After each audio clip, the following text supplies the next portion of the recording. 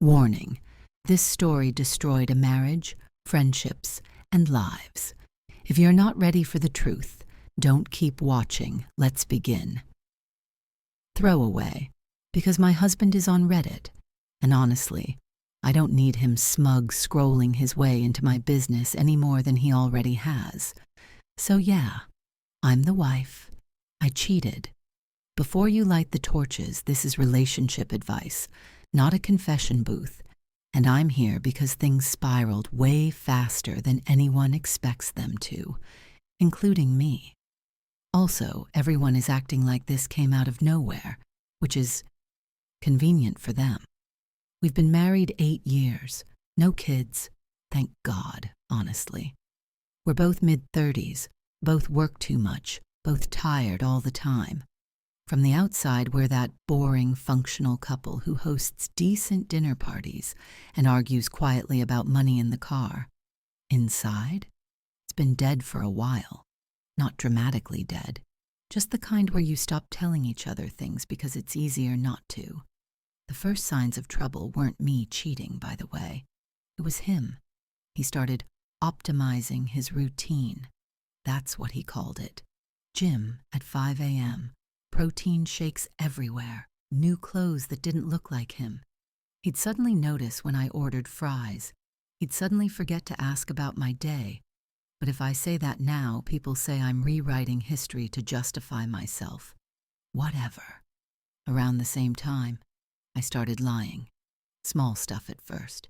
Saying I stayed late at work when I didn't. Saying my phone died when I just didn't want to talk. I didn't think of it as cheating then. I thought of it as breathing room. Anyway, that's the setup. The marriage wasn't exploding. It was quietly rotting, and I told myself that meant anything that happened next wasn't really my fault. That's probably a lie, too. Here's where it starts getting messy, because everyone wants a clean, I met a guy moment, and that's not how it happened. It was a Tuesday, nothing dramatic. I skipped the gym, yes, ironic, and went to a bar near my office that does aggressively mediocre tacos and surprisingly good margaritas. I told my husband I had a networking thing, which, in my defense, is technically true in the sense that I was around other humans. I met Mark there. I'm not even going to pretend he was some forbidden fantasy. He was loud, kind of annoying, and spilled salsa on himself twice. He also listened. Like, actually listened. I complained about my job, my husband, my life, and instead of offering solutions or looking bored, he just nodded and made fun of the bar's music with me. Low bar, I know. Apparently low enough to trip over. Nothing happened that night. I went home, brushed my teeth like a normal person, and slept next to my husband while staring at the ceiling and telling myself I'd just made a new friend. That's lie number. Honestly, I lost count early. The unexpected part? 2 days later, my husband came home with flowers. No reason, no apology. Just flowers and a weird amount of eye contact. I remember thinking, oh, now you notice me. Which is rich, considering what I was already doing mentally. I saw Mark again the following week. Then again. Coffee turned into drinks. Drinks turned into sitting too close. I told myself I wasn't cheating because I hadn't technically crossed the line. I also told myself my husband wouldn't care anyway. That one felt especially believable at the time. Meanwhile, my husband started asking questions, not accusations, just little things. You seem happier lately. You've been out a lot. I laughed them off. I'm good at that. Always have been. I genuinely thought I was in control. That's probably the funniest part looking back. The discovery wasn't some dramatic phone grab or lipstick on the collar cliché, which honestly annoys me, because that would have been easier to dismiss. No, my husband figured it out because I got careless and because life has a cruel sense of timing. It started with our dog. I'm serious. Our dog got sick one night. Nothing major, but enough vomiting to trigger panic. I was in the bathroom cleaning the floor when my phone buzzed on the counter. over and over. I didn't hear it because I was gagging and swearing and wondering why I ever wanted a pet. My husband heard it. He picked up my phone to silence it. That alone was weird because we're one of those we respect privacy couples, which really just means we avoid learning things. I came out to him standing there, staring at my screen like it had personally insulted him. Mark's name wasn't even saved as Mark. It was M, because I'm an idiot who thought that was subtle. He didn't say anything right away. He just handed me the phone and asked, "Who's M?" And here's where I lie, instantly, reflexively, like muscle memory. "Melissa," I said, "from work. Her divorce is a mess." He nodded, too calmly. That should have scared me, but I was riding the adrenaline of getting away with it. I even felt a little smug, which I hate admitting, but whatever. We're already here. The unexpected part? He didn't push. Instead, he started changing. Again. This time in the opposite direction. He got quieter. He stopped asking questions. He started doing things around the house he never cared about before, like reorganizing the garage at midnight and throwing out old paperwork. I thought I'd won. I thought he'd backed off. What I didn't know was that he'd already pulled the phone records. He didn't confront me because he wanted to be sure, which in hindsight is very him. Calm, methodical, devastating. I kept seeing Mark. I kept lying. And my husband was quietly collecting proof while sleeping next to me every night. That's the part people don't talk about. The waiting, the pretending everything is fine while one person already knows the truth. The confrontation didn't happen when I expected it to. That's important. I kept bracing for some big explosion, yelling, phone thrown, dramatic, "Who is he?" moment. Instead, it happened on a Sunday morning while I was half asleep and very confidently wrong about how much I was getting away with. He made coffee. That alone should have tipped me off. He never makes coffee unless he's either trying or planning something. He sat across from me at the table, slid his phone over and said very calmly, "Before you say anything, I already know." I still tried to lie. Of course I did. I asked, "Know what?" Like an idiot. Like there was any universe where that worked. He showed me the call logs, not messages, not photos, just time, hours, late nights, early mornings, patterns. He didn't even need to say Mark's name. I said it for him, which I regret only because it felt like giving him a point. I went into full defense mode. I cried. I minimized. I said it wasn't physical at first. I said he'd been distant. I said I didn't feel seen. I said a lot of things that were technically true and strategically useless. I even tried the classic "I was going to tell you" line, which he laughed at. Not in a funny way, more like a short, broken sound that made my stomach drop. He didn't yell. That was worse. He asked questions like he was interviewing a stranger. How long? How often? Where?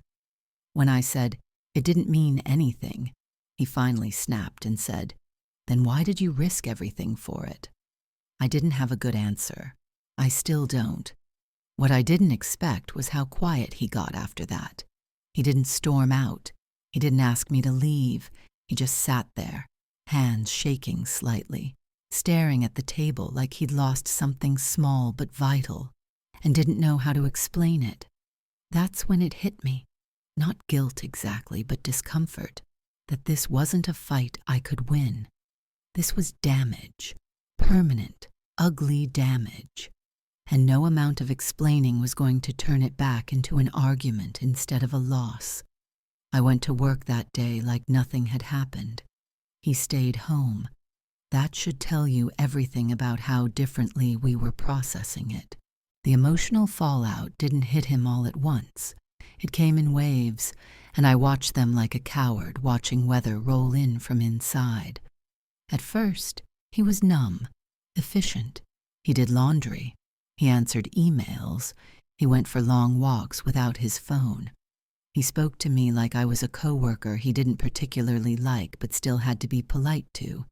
That stage almost fooled me into thinking we might just move past it.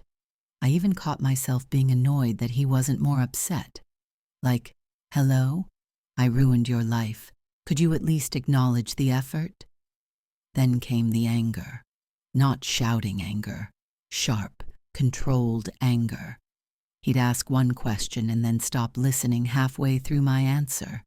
He'd correct me over tiny things. How I loaded the dishwasher, where I parked the car. Once, completely out of nowhere, he said, "I keep replaying every time you said you were tired." Then he got up and left the room. That was the first time I felt something close to panic. He stopped sleeping. I know because I wasn't sleeping either, but for different reasons. He'd sit on the edge of the bed scrolling through old photos on his phone, like he was trying to figure out when exactly I became someone else. I wanted to tell him it wasn't a moment. It was a series of choices. But that didn't feel helpful, so I kept my mouth shut. Growth. The sadness came next, and that one was unbearable to watch. He cried in the shower. He cried in the car. He cried once while eating leftovers, which somehow felt the most humiliating for both of us. He kept saying things like, "I thought we were boring, not broken." And I had no response that didn't sound like a lie or an excuse. I, meanwhile, was oscillating between guilt and irritation. Guilt when he looked genuinely wrecked. Irritation when he asked the same questions again, like repetition might somehow change the answers. I know that makes me sound awful. I am awful. I'm just also honest. By the end of the week, he told me he'd accepted that it happened. Not forgiven. Accepted. He said that was different. He said it like he'd learned it the hard way. I nodded and pretended to understand. In reality, I was just trying to survive the fact that this wasn't going to blow over, and that whatever came next was going to be slower, colder, and much harder to lie my way through. By the second week, he started talking about logistics. That's when I knew this was real. Not, "How could you?" or "Why him?" anymore. It was stuff like, "If we separate, who keeps the dog?" And "We should probably make a list of shared accounts." He said "if," but it sounded more like "when," and every time he said it, I felt this weird mix of dread and relief. Dread because, wow, consequences. Relief because at least it was concrete. I'm much better with spreadsheets than feelings. Here's an unexpected twist I haven't mentioned yet. Mark didn't vanish. I told him everything had blown up, that my husband knew, that it was over, or at least that it should be. Mark reacted badly, like surprisingly badly. He accused me of using him as an escape, which, yes, correct, but still rude to say out loud. Then he sent a message to my husband on LinkedIn. I wish I were joking. That message is how my husband learned Mark's full name, job title, and apparently his opinion of me, which was mixed. That caused a whole new spiral. My husband didn't respond. He just stared at the screen for a long time and said, "I don't even recognize my own life." I tried to frame it as closure. I said this was proof it was a mistake. I said cutting Mark off would fix things. I said a lot of very optimistic things that sounded great if you didn't examine them too closely. My husband finally told me how he actually felt. He said he didn't know if he wanted to stay married to me, but he knew he didn't want to be married like this. He said trust wasn't something you rebuild by promising harder. He said it was something that either regrows slowly or doesn't grow back at all. He asked me one question that I wasn't prepared for. If I hadn't found out, would you still be lying? I said no. That was another lie. By week 3, the house felt like a waiting room. Quiet, polite, tense in that way where every sound feels louder than it should. We were still living together, which in hindsight was either brave or deeply stupid. Probably both. He moved into the guest room. He didn't announce it, just took a pillow and his charger one night and said, "I'll sleep better in there." I told myself not to take it personally, which is impressive considering literally everything was personal.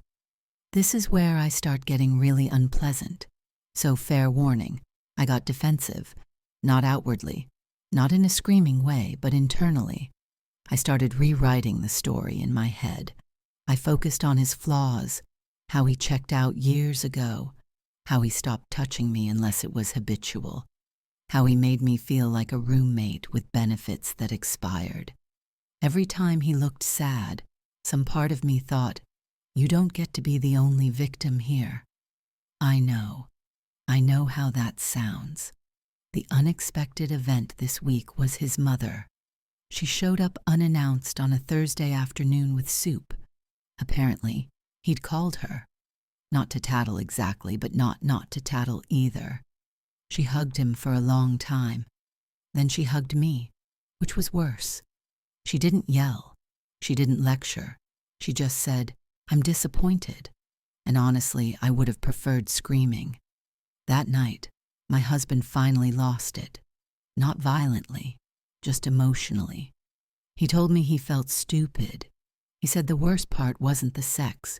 It was realizing I'd been lying to his face and then coming home and letting him plan vacations and talk about the future, like it was still real. He said, I was living in a fake marriage and didn't even know it. I tried to interrupt. I tried to explain. He asked me not to.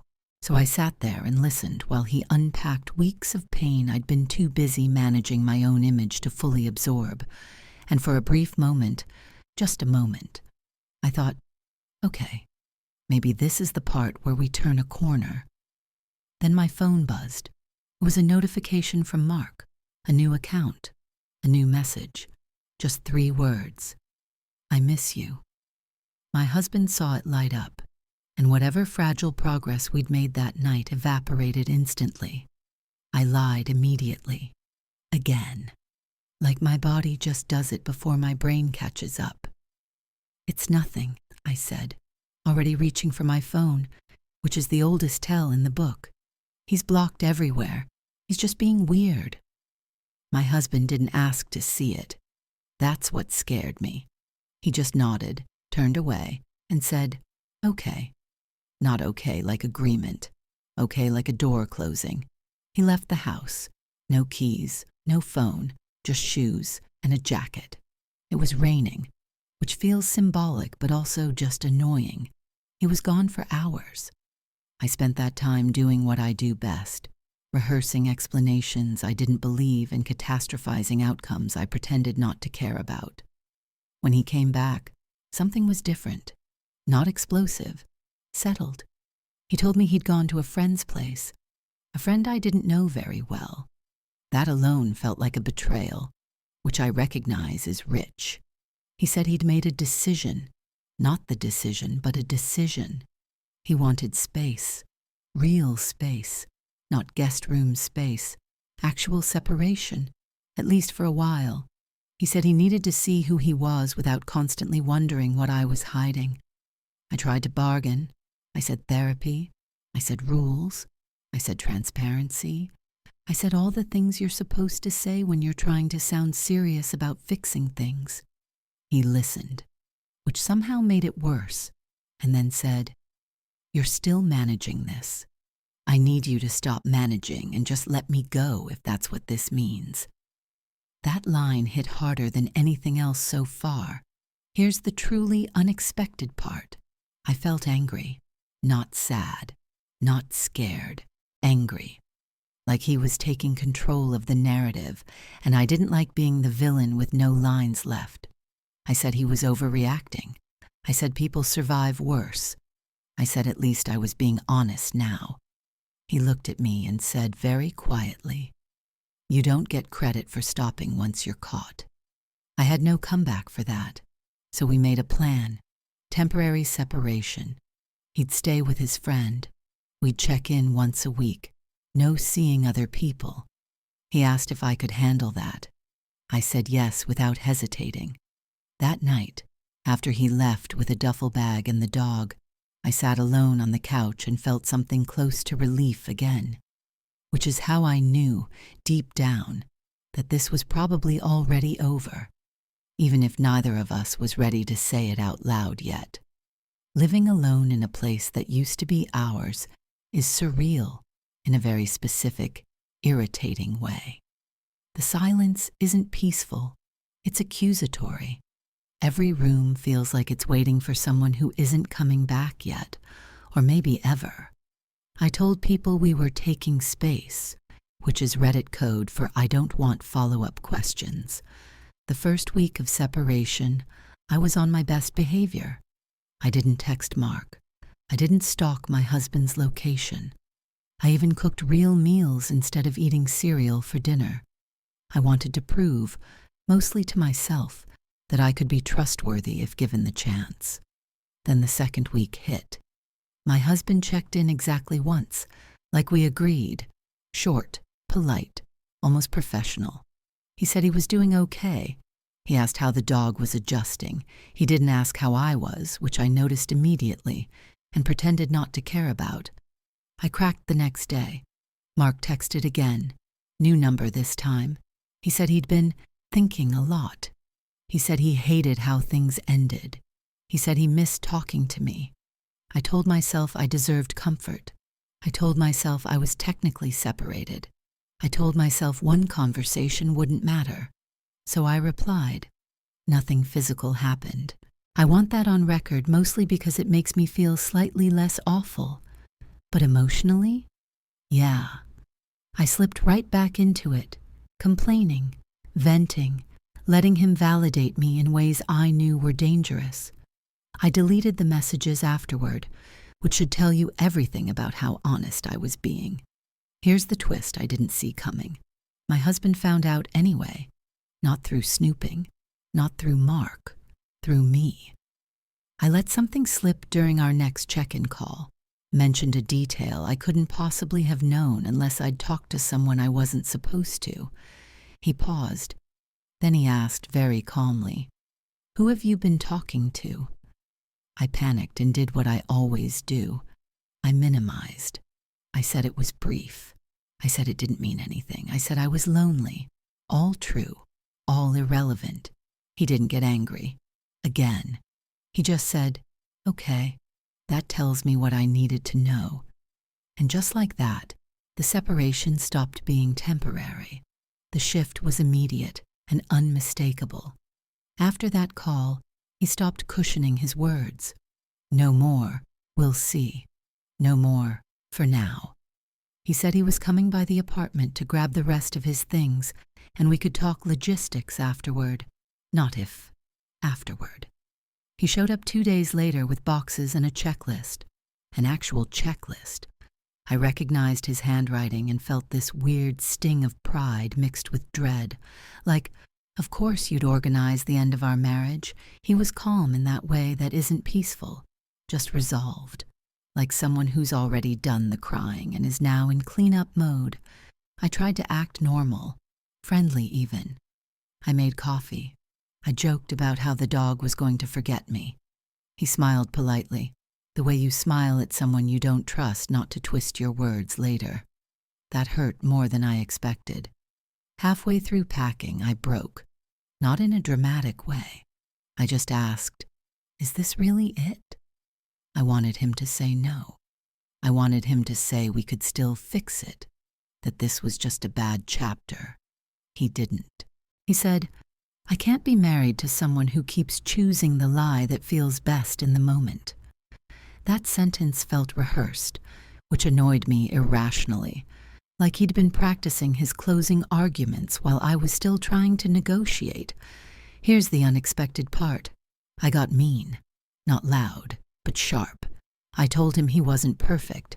I told him he checked out first. I told him I felt invisible for years, all the things I'd been storing up like ammo.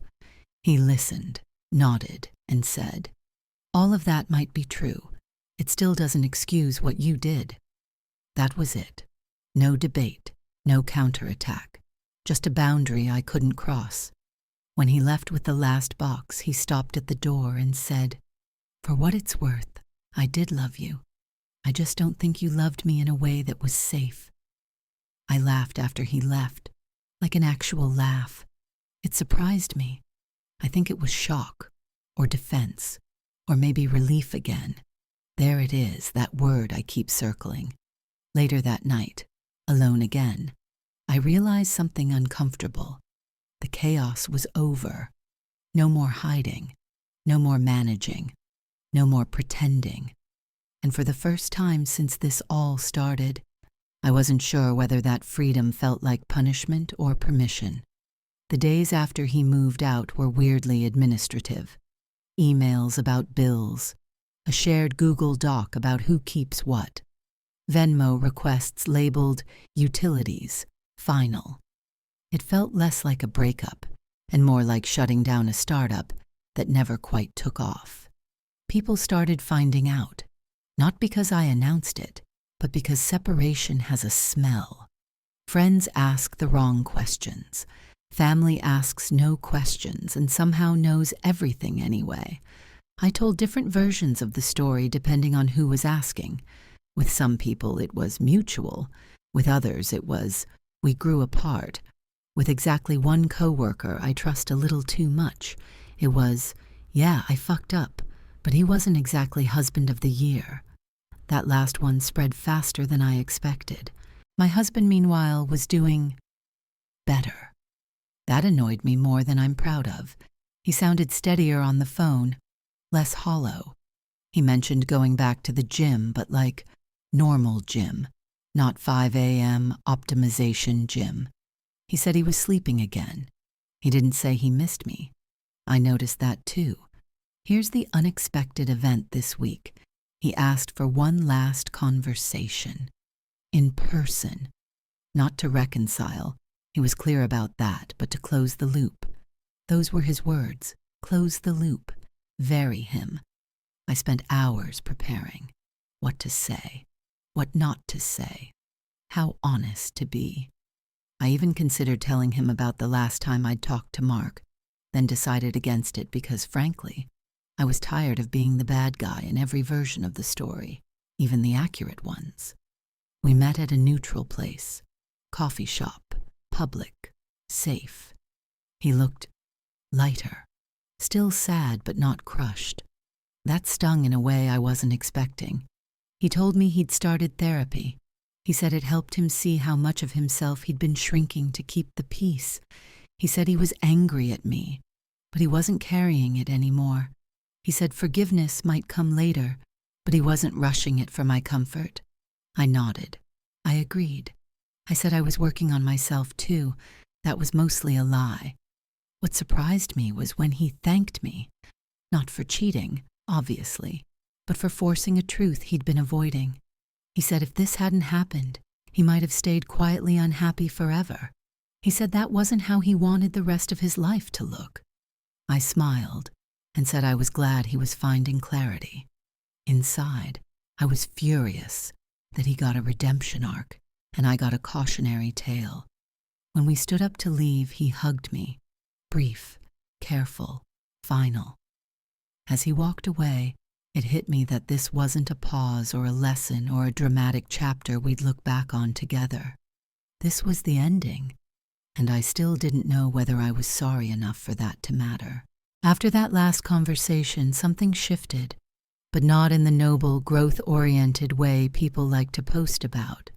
It was quieter, emptier, like the adrenaline finally wore off and left me alone with myself, which is honestly my least favorite company. I told myself I was fine.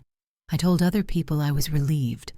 I leaned hard into being the villain who owns it, which is a fun persona right up until you're alone on a Friday night, scrolling through old photos you pretend you don't care about. I started going out more, saying yes to plans I used to avoid, posting just enough on social media to signal thriving without committing to the bit too much. Mark tried again. Of course he did. This time he showed up in person, at my apartment. No warning. I don't know how he got the address. Actually, that's a lie, I do know, and I'm choosing not to think about it.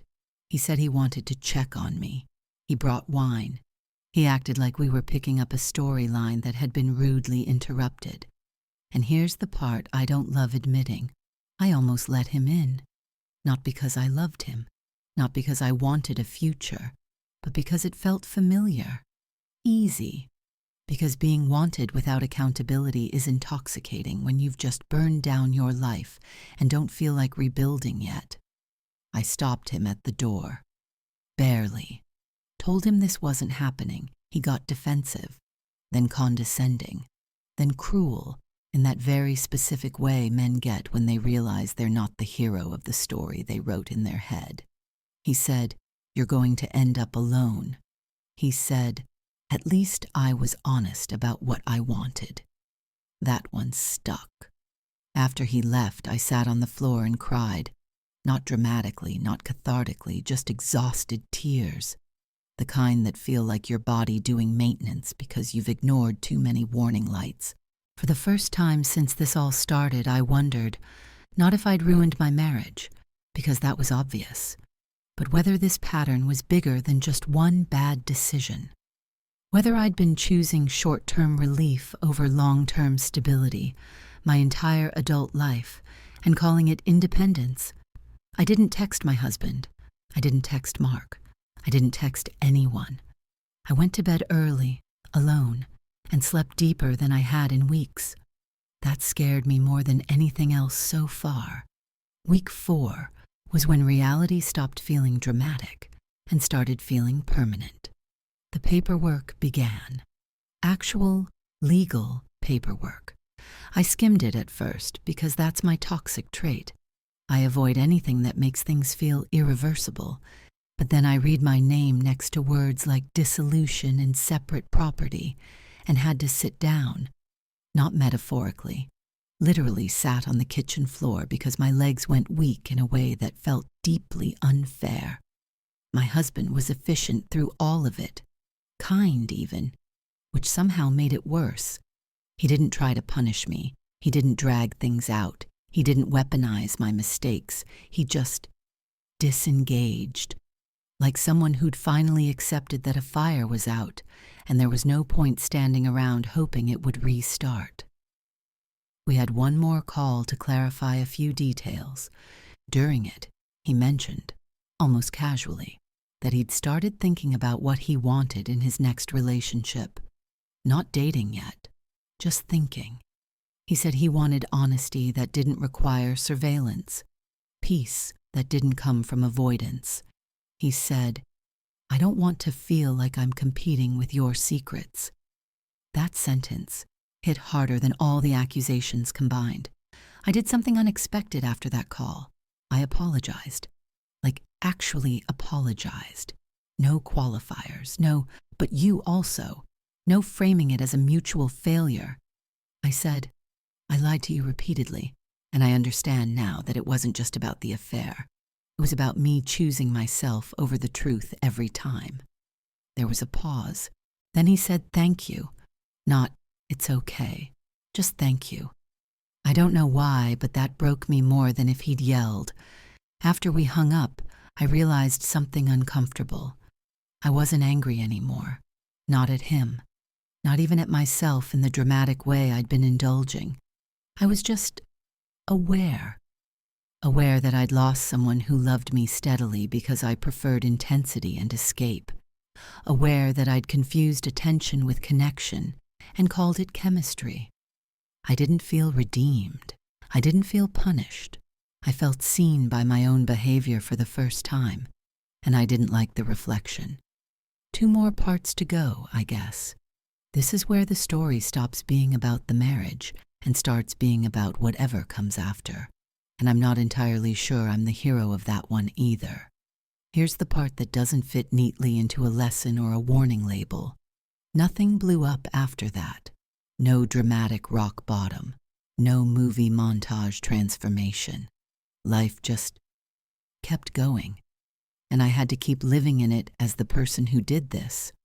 Friends stopped checking in as much, not because they didn't care, but because the crisis phase was over, and apparently that's when people get uncomfortable. I noticed which friendships were built on convenience, and which ones could survive me being deeply unlikable for a while. Fewer than I expected made the cut. I tried therapy. I say tried, because I went twice, and spent most of both sessions being charming and self-aware instead of honest. My therapist called me out on it the second time. She said, "You're very good at narrating yourself.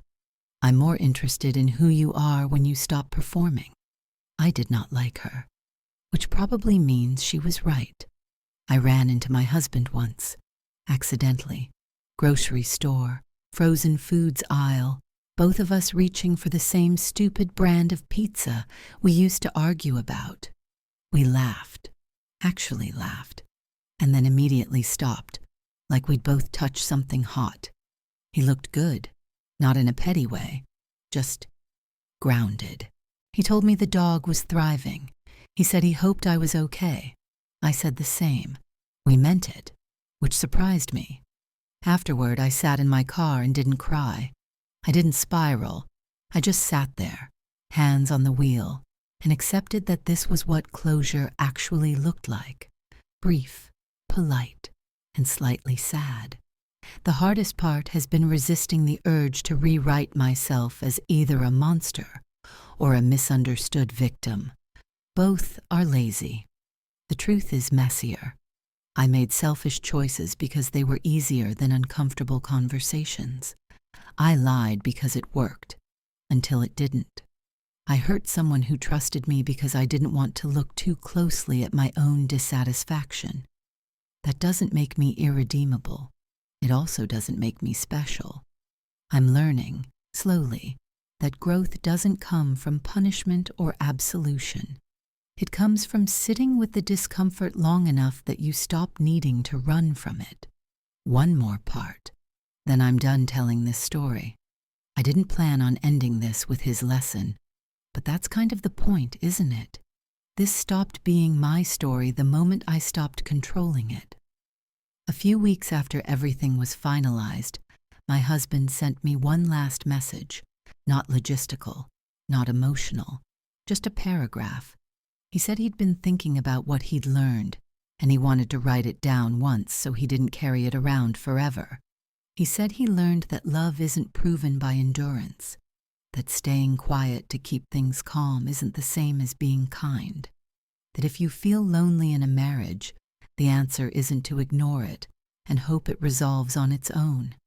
He said trust doesn't usually shatter in one dramatic moment. It erodes while you're busy convincing yourself everything is fine. Then he said this, which I've reread more times than I'd ever admit out loud. If you have to monitor someone to feel secure, you're already in the wrong relationship. And if you're lying because the truth feels inconvenient, you're not protecting anyone. You're just delaying the damage.